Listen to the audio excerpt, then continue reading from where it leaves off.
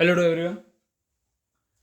देखिए ये question collinearity का क्वेश्चन है, इसको एक और मेथड से आपको कराया जा रहा है। तो इसका सॉल्यूशन आप इस तरह से भी कर सकते हैं कि आपको गिवन है कि ये तीनों पॉइंट कोलिनियर है, तो तीनों पॉइंट को लगा दीजिए A B and C where coordinate of A are 7, -2, 5, 1 एंड 3, k। अब देखो इसमें बिना डिस्टेंस फॉर्मूले के इसको आपको सिंप्लीफाई करना है।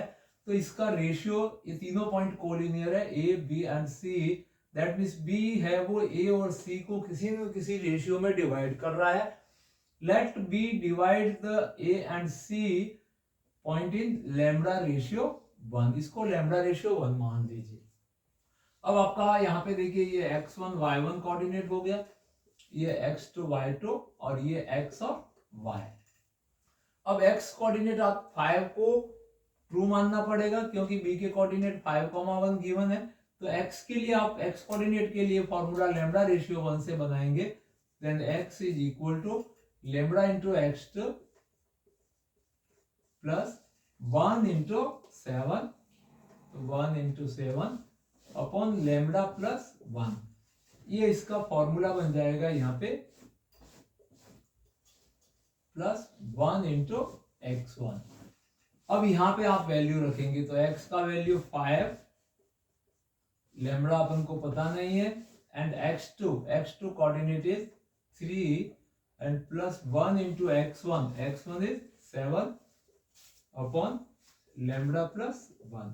अब इसको क्रॉस मल्टीप्लाई कराएंगे तो 5 इस लैम्बडा को मल्टीप्लाई करेगा, दैट मीन्स 5 लैम्बडा प्लस 5 इस 1 को मल्टीप्लाई करेगा, 5 is 3 lambda plus 7।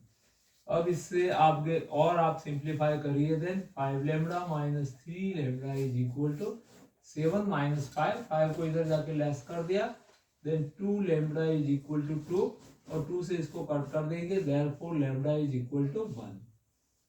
That means अब आपको पता चल गया कि ये 1:1 में इसको डिवाइड करता है।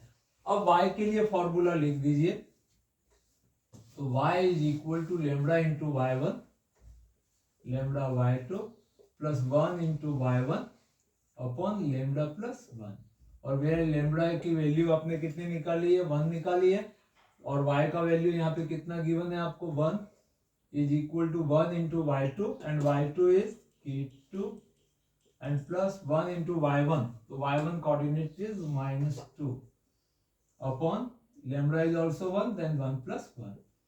इसको सिंप्लीफाई कर लीजिए, 1 is equal to k minus 2 upon 2 और क्रॉस मल्टीप्लाई करेंगे तो k माइनस 2 इज 2 इधर सामने मल्टीप्लाई कर देगा, then k is equal to 2 plus 2 is equal to 4। तो इस तरह से आप k का वैल्यू बिना डिस्टेंस फॉर्मूले को यूज किए हुए इस मेथड से भी फाइंड कर सकते हैं। तो आपको 3 मेथड बताए गए।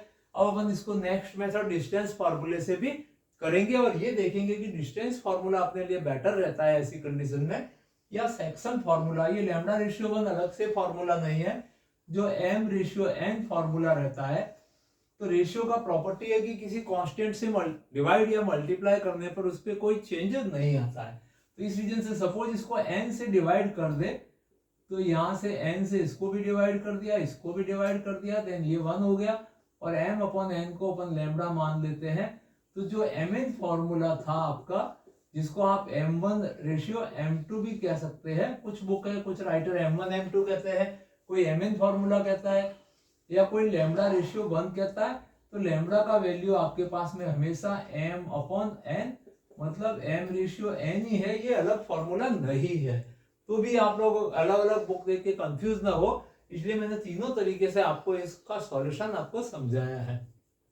और इसको नेक्स्ट डिस्टेंस फॉर्मूले से भी सीखने के लिए बने रहे हमारे चैनल पे। अभी तक सब्सक्राइब नहीं किया है तो सब्सक्राइब करके अपने सभी फ्रेंड ग्रुप्स में शेयर कर दीजिए, ताकि उनको भी इस कोलिनियरिटी वाले क्वेश्चन में डिस्टेंस फॉर्मूले से बचाव हो सके, उससे आप बच सको।